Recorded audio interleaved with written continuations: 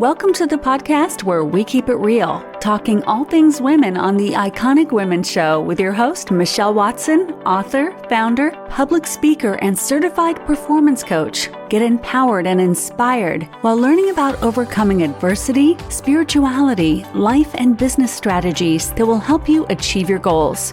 And now, here's your host, Michelle Watson.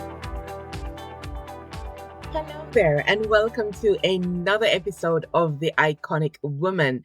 I am just super thrilled to be bringing another episode to you and very grateful to have you tuning in. It's just awesome to be just hearing from you guys how much the first two episodes have already inspired you and you're looking forward to listening to more. And I'm just grateful to God for giving me the opportunity and the privilege to be able to bring this podcast to you.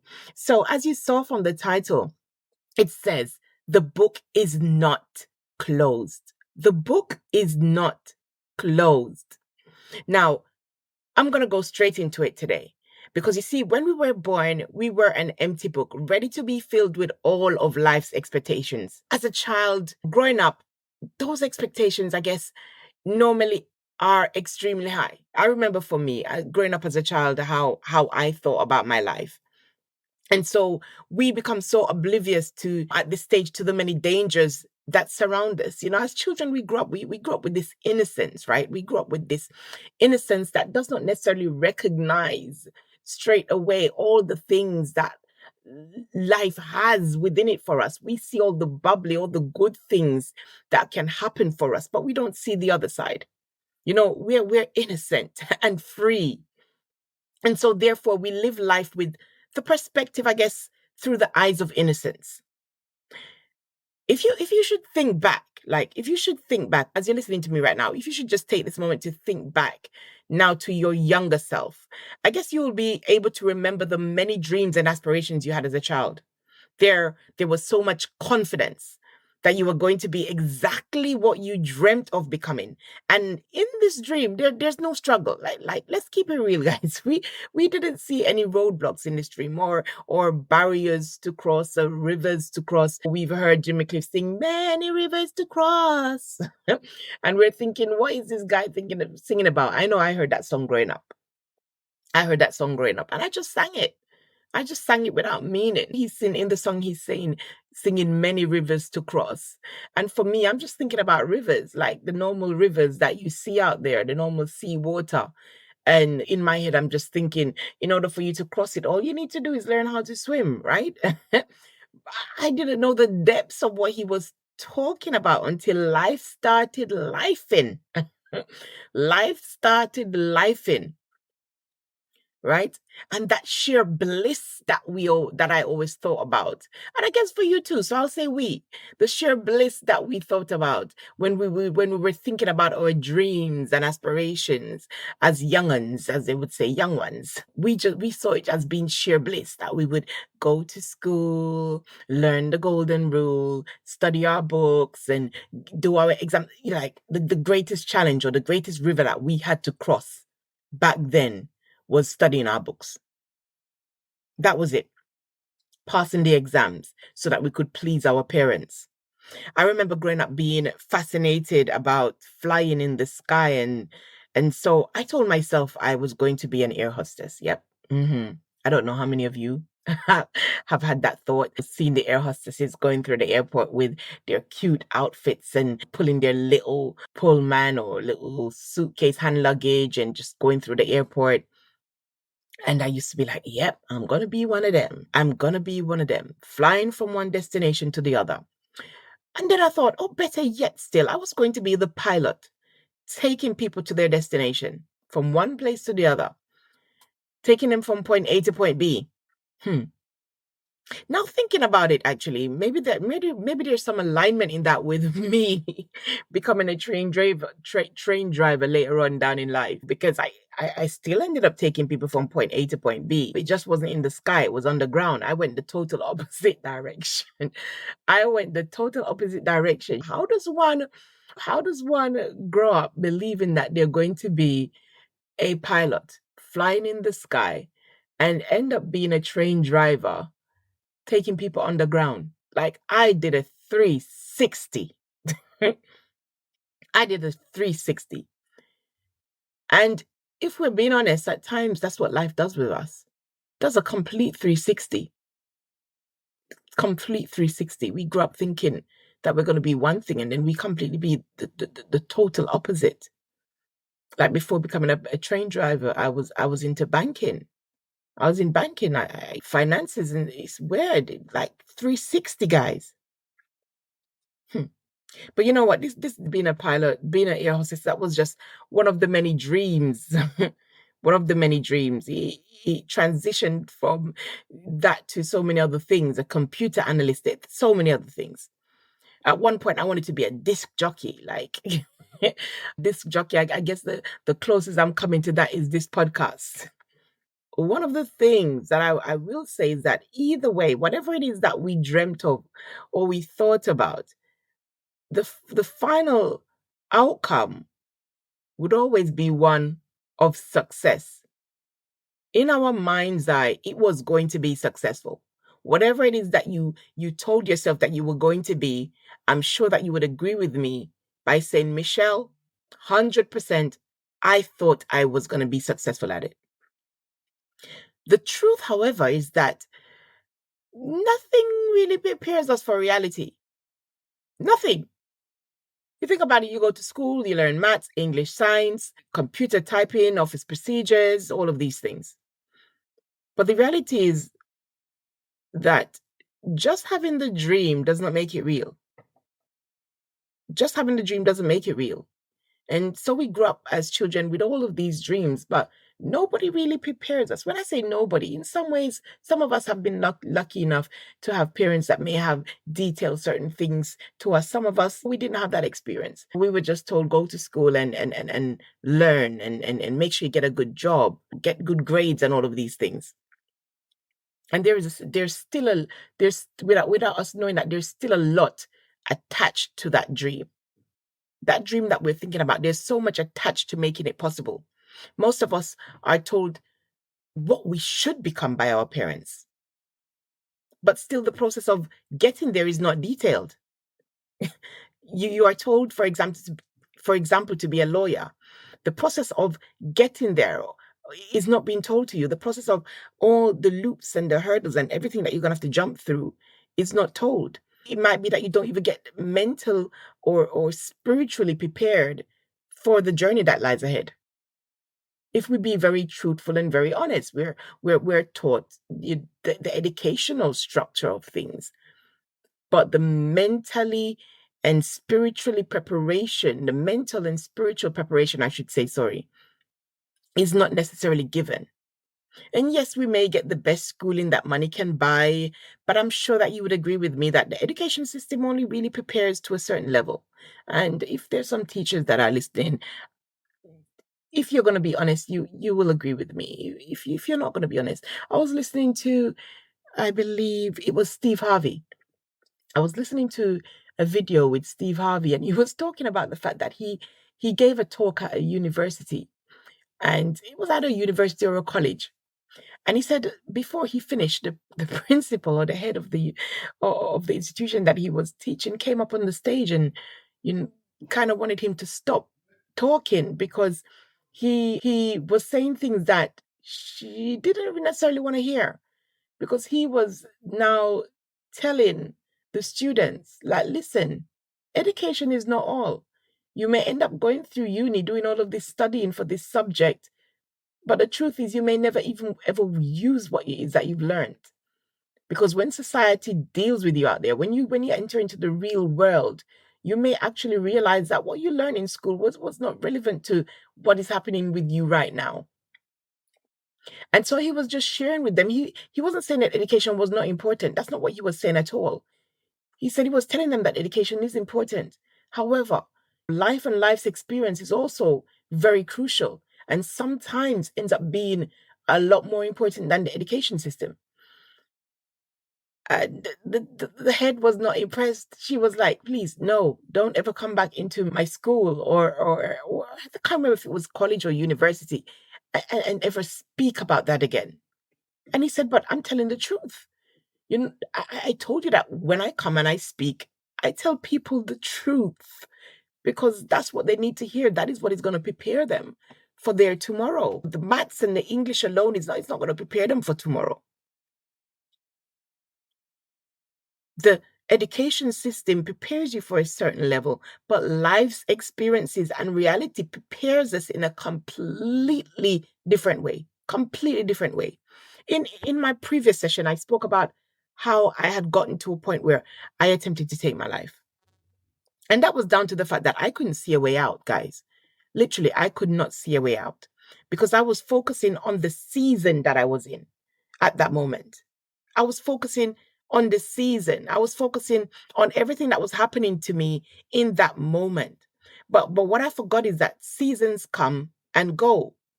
And what I just want to share with you, why I said the book is not closed, the reason why I actually said that is because seasons come and go. And if you're not careful, you will close your book of life because you think that that's where it ends. But it's not where it ends. It's just a season. It's just a matter of time before that season changes. And when I was in that moment, I wanted to close my book. I wanted to say the end. The end. And there may be some areas in your life where you're saying the end when it's actually not the end. It's actually a starting point of something new. I'm going to repeat that again. For some of you, there may be areas in your life, it may be even your own life, that you're saying the end, when actually it's not the end, it's the beginning of something new. You see, I didn't recognize at that moment that my the end was actually the beginning of another chapter of my story. So I just wanted to share with you that it's not necessarily the end of the book. It may just be the end of that chapter, giving way to another chapter being birthed. And if you're not careful, you will write yourself completely off and close your book, thinking that is the end of life. This is it for me. This is it. And accepting that this is it. When actually, that is just it for that chapter. And there's another chapter waiting for you to open. And if you don't acknowledge that, you will actually end your life at the end of a chapter instead of the end of the book, because the book is not yet closed. In all fairness, the book is not closed until God says the book is closed. The truth is, we have to pull from the lowest moments of life to knowing the true purpose of why God placed us here on this earth. There's some things that happens in our life for us to pull strength from, for us to recognize our true purpose. My true purpose came from the pain that I went through. I became passionate about helping women. I became passionate about encouraging women, and not just women, individuals in general, but my focus has been mainly on women because I went through the pain that I went through. And every time I think about this, I think about a well-known biblical character. Our brother Joseph comes to mind. Joseph, aka the dreamer, being one of those people. Joseph had a journey that took him from being in a pit to becoming the king's chief administrator of Egypt. He was shown his future, like he was shown his future when he was a young boy. He was shown his future in his dream. But nowhere in that dream did he see the rough road he would have to pass in order to get there. God showed Joseph in a dream where he's going to be going to. God showed him the outcome, but Joseph didn't see the road that he would have to go through. He didn't see that he would have to be betrayed by his brothers. He didn't see that he was going to be thrown in a pit, sold, end up being in prison, accused of something that he didn't do, forgotten. He didn't see all of these things. And so you may be going through a process where God is taking you through a road that is preparing you for where it is that He's planned for you to be. And He knows that there needs to be some character traits within you that needs to be built. He knows that there's some muscles that needs to be strengthened in you. And so you may need to go through certain pathways of life. But to you, you have counted it as your book being closed. But God has seen it as a pathway being open for you to strengthen you for where it is that He's taking you. You didn't see the betrayal that you would go through. Joseph was betrayed by his blood brothers. blood brothers. And some of you are being betrayed by a friend and you're counting at the end. He was betrayed by his blood brothers. And for you, somebody in your sisterhood group may have betrayed you and you're counting it as the end. This man was betrayed by his blood brothers. He was sold. You may be going through some pit moments where you're falling and you're calling it the end. And God is saying, if you just hold on, I've prepared help for you. Don't give up now. The book is not closed. It's just the end of a chapter, not the end of the book. It's just the end of the chapter in your life, not the end of your book. Not the end of your book. You see, like me, I'm sure you never anticipated the many wilderness moments that you have experienced. I began to give up and no longer believe that my dream was possible. And so I thought my book was closed. The end. I did not even believe in myself anymore. And as I mentioned in the previous chapter where I shared a bit of my story, I had lost my identity. I completely lost who I was. I could not look at myself in the mirror because the negatives that I spoke into my own hearing about myself was sickening. But let me just share with you that more importantly, I also found out who I truly was. I also found out my strengths and abilities, and as I mentioned, my purpose. If I didn't go through what I went through, I would not truly recognize who I was, who I am. I would have not truly recognized my strengths. You have to go through the motions. You have to go through the reps for muscles to be built. And so you have to go through the reps of life for those faith muscles to be built, for those strengths to be recognized, for your potential to be recognized by you, for your belief system to shift in recognizing, like, if I went through that and I'm still here, still standing, then I have the ability to push for more. I have the ability to be an achiever. Listen, the unfortunate truth is that the enemy uses those things to lie to us, to make us think and believe that we are weak. That's the reason why we're facing our difficulties and our challenging moments. But without the test, how do you get a testimony? Without the mess that happens, how do you get a message? When a building is under construction, it's not a beautiful sight. They're digging the foundation and they're digging out dirt, and everywhere it looks messy. Everywhere looks messy. Steel, cement, sand. All of these things are everywhere. If something is going through a demolition, you get all the dust and the dirt before the beauty is built out of it. And so right now, you may be going through a demolition moment where there's certain things that needs to be broken down in and around you. There's certain friends that need to be removed, and it may seem painful at that moment, but there's a demolition process that you're going through. Certain things that needs to be broken down in you. Even your pride needs to be broken down in you. And so you have to go through certain avenues of life for that to happen. Because God knows that if He puts you in the position that He wants to put you in the way that you are now, you may just destroy that position. It's one thing to enter a room, but it's character that will sustain you in that position, in that place, in that room. And so He knows that there's certain things about you that needs crafting, that needs mending, that needs molding.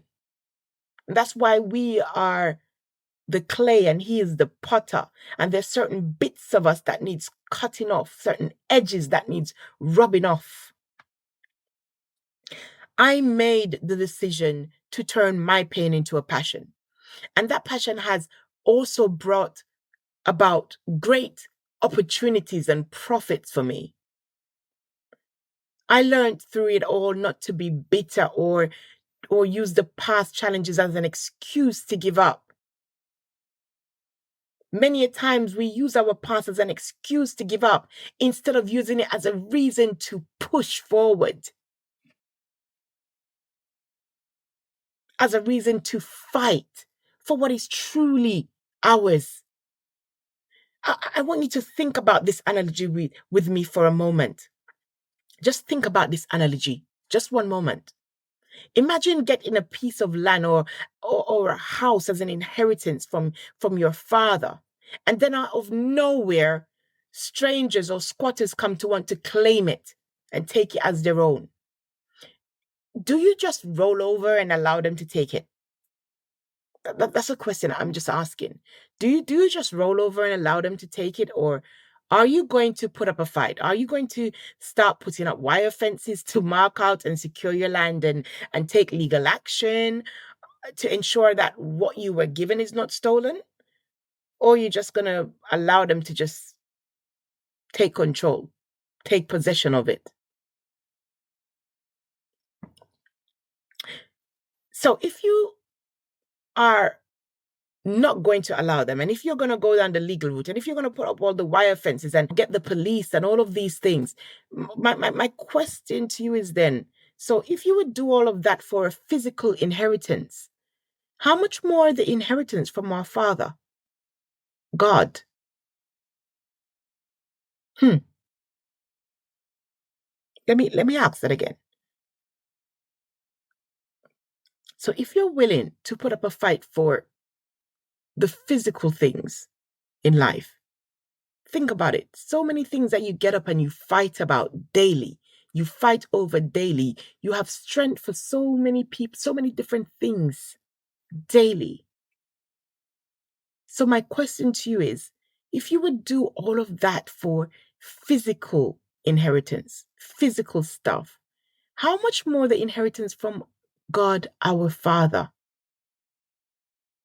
We have been given dominion and authority. And at times, we allow the enemy to take and demand what we were given so easily without putting up a fight. So easily. The enemy comes, reaches for what it is that we have, and we stretch it out and give it to him without putting up a fight. We don't put up fences by speaking back the word of God into the situation. We don't take the necessary action to cover ourselves. The Bible tells us that the enemy comes to steal, to kill, and to destroy. But God came to give life, and life in abundance. The enemy came to kill, to steal. Listen to that word, steal. He's come to steal. The way I look at it is like this.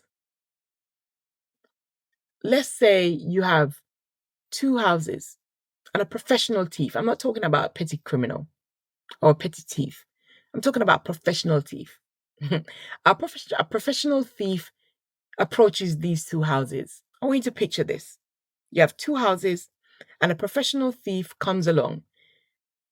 And he only has the time to go into one of those houses. One of the house, it looks fabulous on the outside, but there's nothing valuable going on the inside. There's just a little 32-inch TV on the wall, and there's like sofas and nothing of great value. But in the other house, even though it doesn't look that immaculate and stunning on the outside, when he looks through the window on the inside, he's seen equipment, he's seen laptops, he's seen on the counter just laying there, an expensive watch. He's seen a diamond ring, and he's seen all of those things. He's seen gems. He's seen valuable things that he can go and sell. Now speak to me. Tell me, which one of these do you think this professional thief would go in? If you were the professional thief, you tell me which one you would go in, A or B. A being the one that doesn't have much valuables inside of it. It looks good on the outside. It looks good on the eye, but inside of it, there's not much valuables. Or B, the one that it's just an okay outside house, but on the inside, there's so much valuables. I don't know about you, but if I'm a professional thief, I know I would be going into B. Because even though it doesn't look exquisite on the outside, on the inside, there's valuables. Valuables. So this is it. You may be wondering, Michelle, what's the point of this that you're mentioning? This is how I always picture my life. When things of challenge arise and things come to break me and to tear me down, I always say to myself, it's because the enemy has seen something valuable in me. And I want you to tell yourself that as well.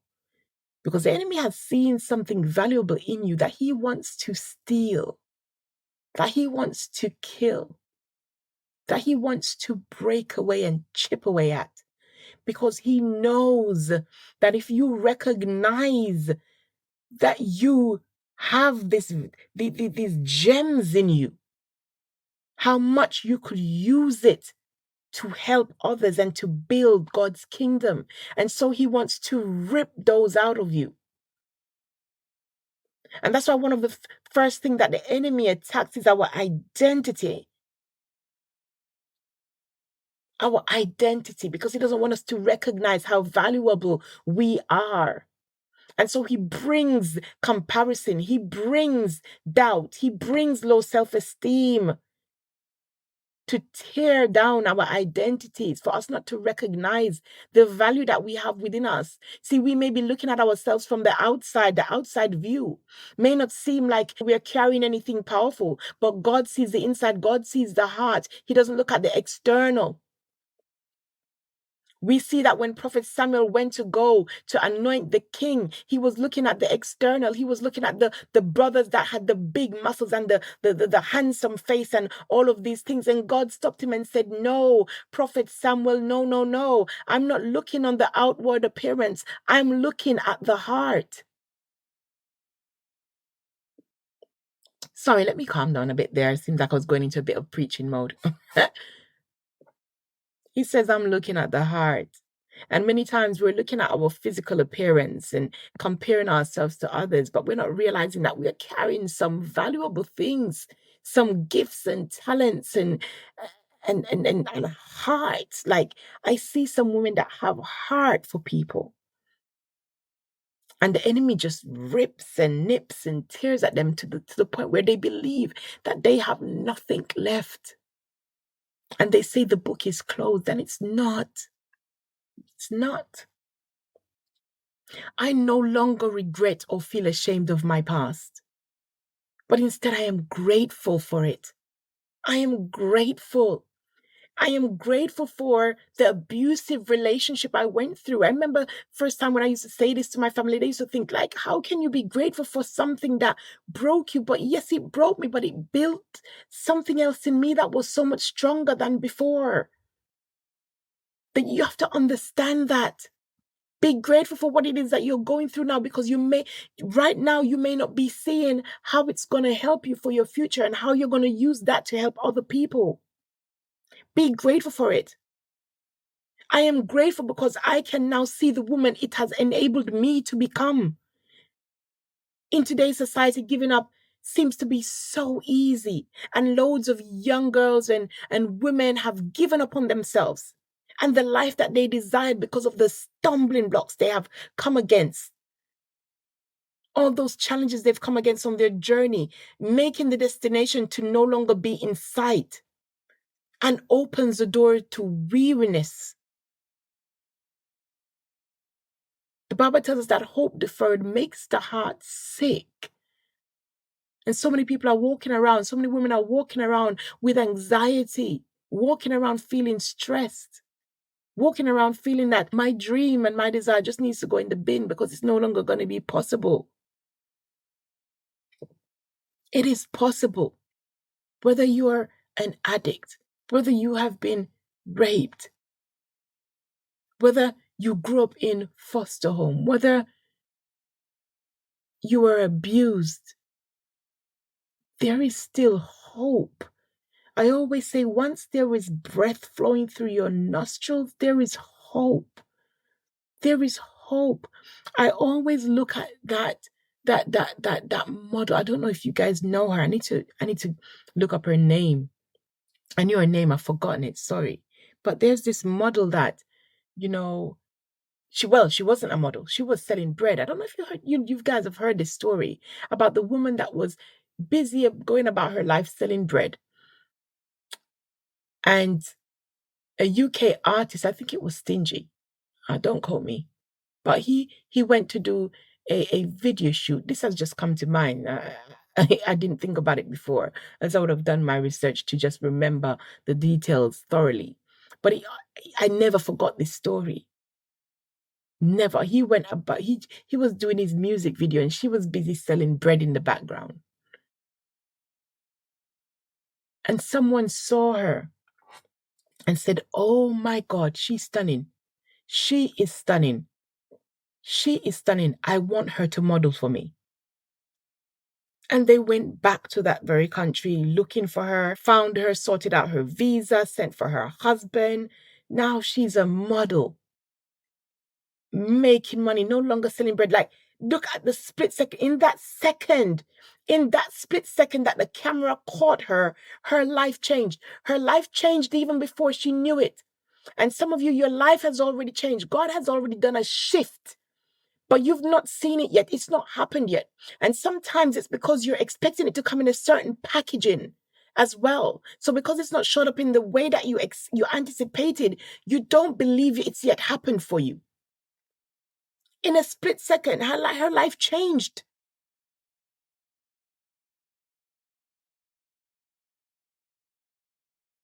You see, weariness brings about a dismay, which leads to the death of not only your dream, but the real you.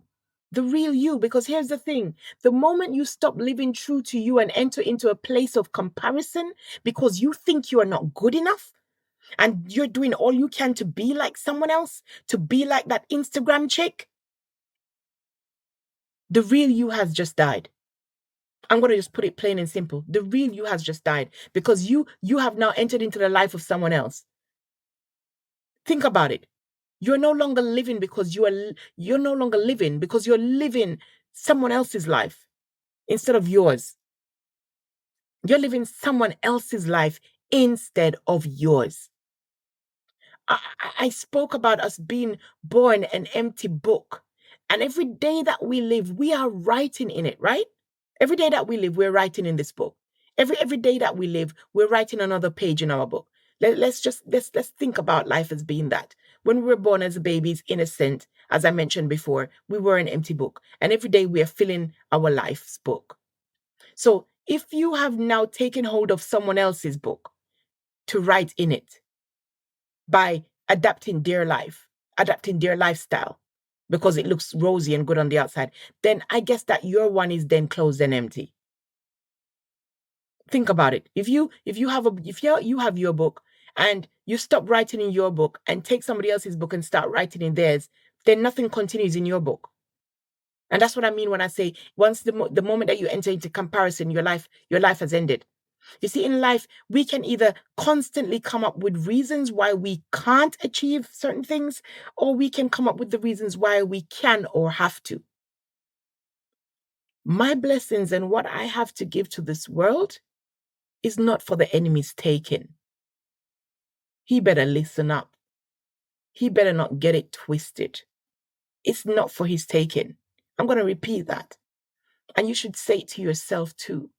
My blessings and what I have been given to give back to this world is not for the enemy's taking. He nearly got what he wanted, but God gave me another chance. And I can choose to allow the past to eat away at me, or I can decide to make it fuel me to share my unique gift with others. And that is what I would encourage you to do.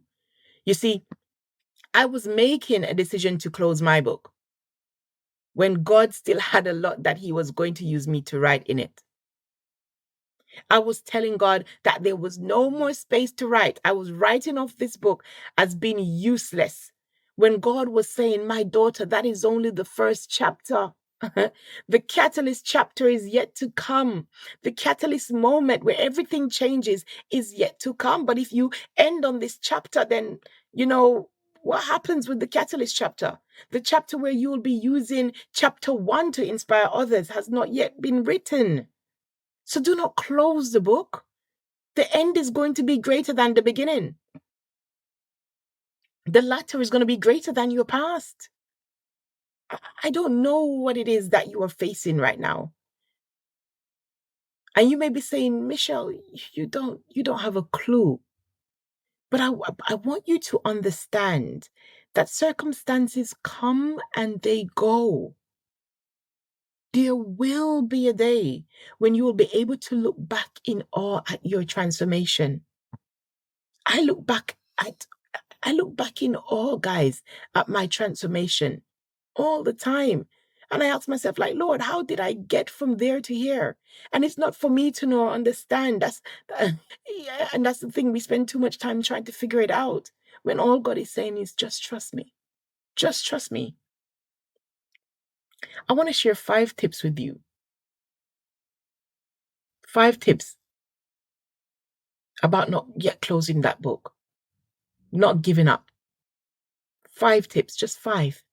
5 that has helped me. And that's how I want to end up today's episode. I just want to share these 5 tips with you. Firstly, your why. Your why to keep going. Do you have a why? Do you have a why to keep you going? Something that you can cement at the forefront of your mind to keep you going. And if you do have a why, my next question is your why strong enough? Because whether we believe it or not, whether we like it or not, it's the unfortunate truth. Difficult moments are going to come. Difficult moments are going to come. They're going to come. No matter what you do, no matter how rich you are, they're going to come. And many times when difficult moments come, what tends to happen is we tend to change and want to move the goalpost when the goalpost is not the problem. And if your why is strong enough, then you won't want to change it. When the why is strong enough, the how becomes easy. It can be super hard to stay motivated day in and day out in order to achieve and reach your goals. I have found this difficult for myself at times, many a times, but I've had my why to keep me going. The best way that I have found to maintain that persistent focus, many times people ask me, Mish, how do you keep going with all that you go through? How do you keep pushing? And it's just that I have a strong enough why. So you need to ask yourself, why are you doing what you're doing? If you've started a project, why are you doing it? Your why has to be strong enough so that when the challenges come, when the anxiety come, when the difficult moments come, you keep pushing. Is it for your kids? Is it for your family? Or perhaps so you can live healthily and travel the world, or to serve God and do work in his kingdom, whatever it is, your why has to be strong enough. And you have both, you have to have both visual and mental reminders of your why each and every day. I've had times when I've woken up, I feel like I want to pull the sheet back over my head, and I look up and I can see my why.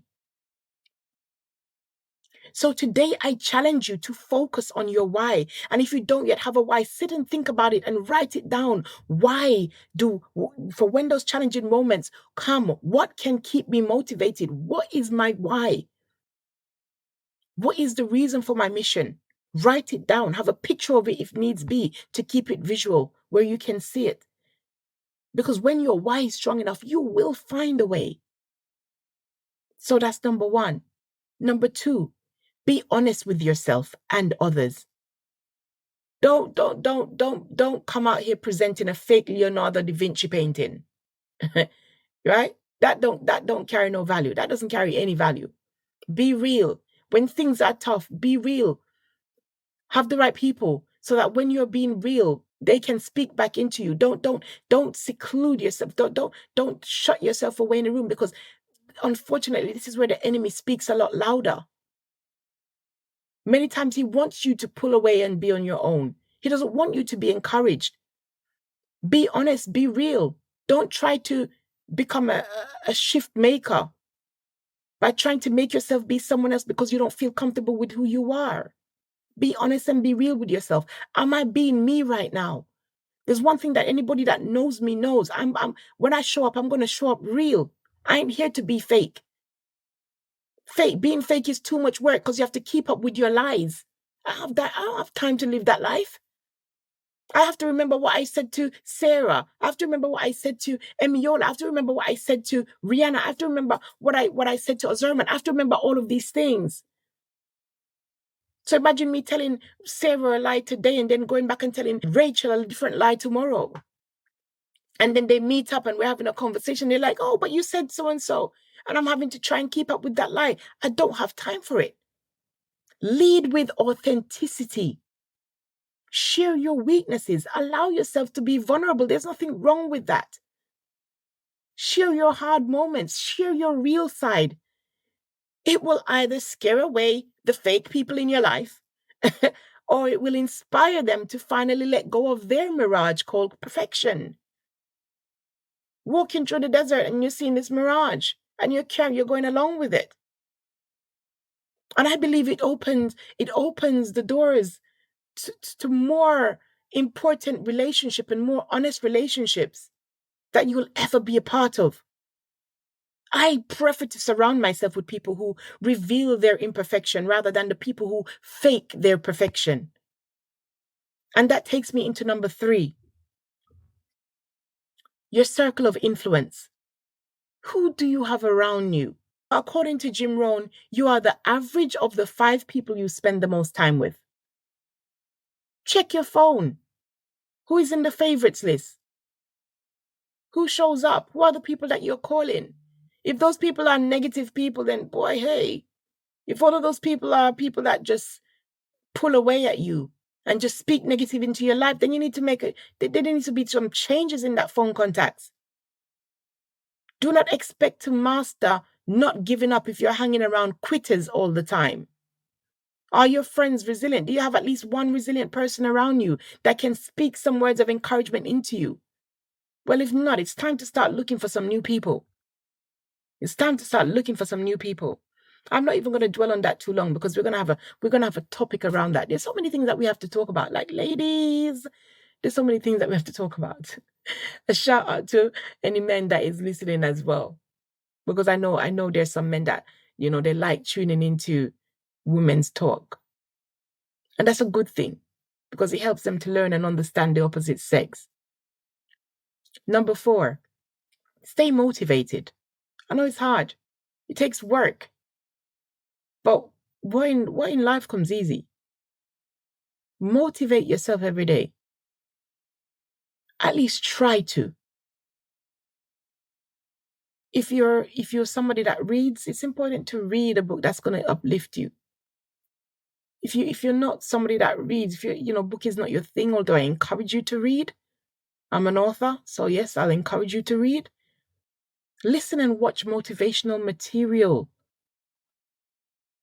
Watching that Instagram girl every day ain't doing nothing good for you. It's just making you more anxious. It's just making you be more disappointed with your life. Watch motivational material. Feed your brain with stuff that inspires you, not things that tear you down. Not things that's going to necessarily remind you of your past for you to look at it in a negative way. Surround yourself with anything that reminds you of why you have to keep trying. You have to stay positive in this cynical world. It pays to be positive. Optimism is a wealth magnet. It helps you to shift perspective. Because trust me, life has nothing but life throws so much negative at you out there. So imagine life is throwing negative at you. You go to work is throwing negative at you. Your boss is throwing negative at you. Maybe you're even getting some negativity from your partner. And now you add you to the mix. Ha! As the Nigerians would say, chai. That's a lot of negativity. So you have to feed yourself with some positivity. Something positive to keep you motivated. Number 5, our final point. taking a step back, pausing, pressing the pause button. Many of us don't know how to do that. Oh God, for a long time, I didn't know how to do that. Let me be real. I didn't know how to do that. I didn't know how to step back. And I believe in life, we do go through catapult moments. I always mention this. Catapult moment. I remember God giving me this word for someone, laid this impression on my heart so deep for him. And I shared it with him. And I said, you're going to go through a catapult season where you're going to be pulled back. You're going to be pulled back so hard. You're going to be wondering, what is it that's happening with your life? But that pullback is going to be for a massive shoot forward. Think about it. You have a catapult. The further back you pull it, is the further it will shoot forward. And there's times when you have to take a catapult moment where you have to pause. You have to pull back. You have to pull back.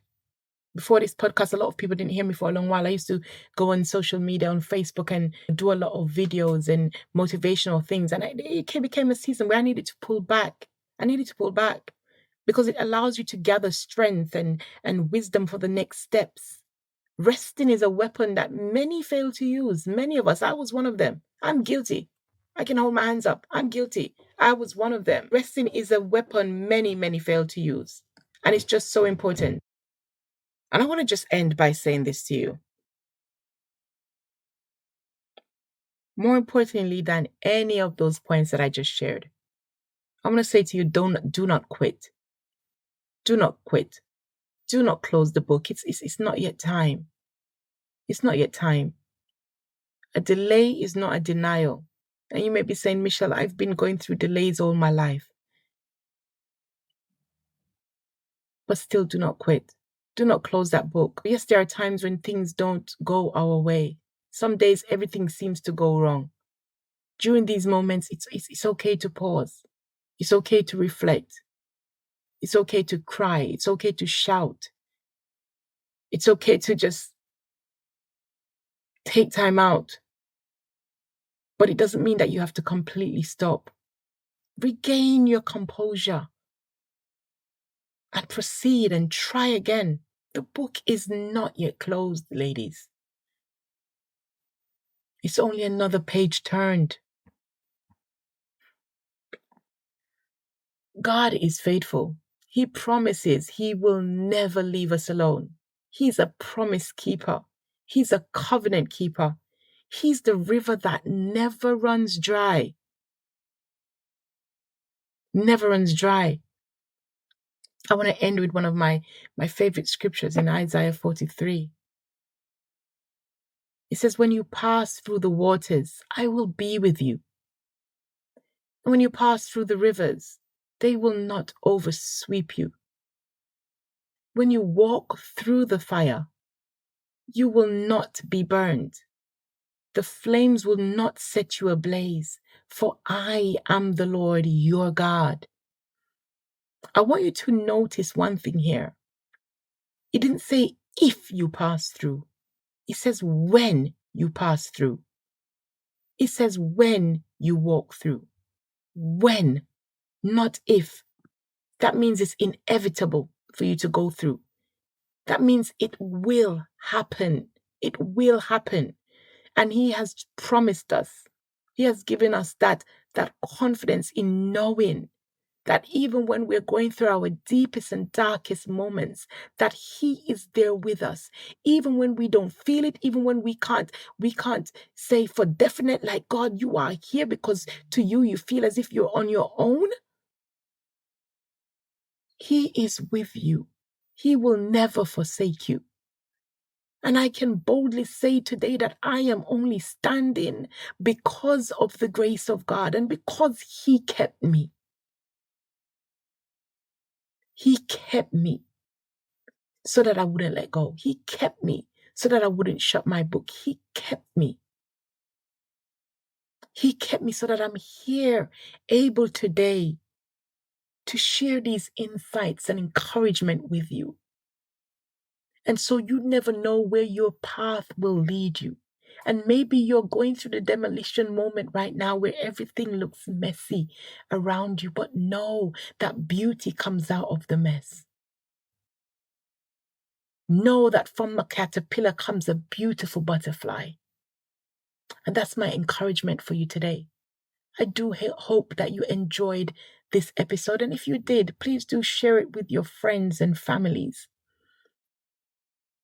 Please do share it with your friends and families. Feel free to follow me as well on social media or Instagram. I am Michelle Watson. And I look forward to having you on the next episode of The Iconic Woman. And as I always say, you go out there and you stay blessed. Thank you for tuning in, and we hope you enjoyed today's episode of The Iconic Women Show. We look forward to having you again. So don't forget to subscribe and do the 3 R's. Leave your ratings, reviews, and recommend to your family and friends.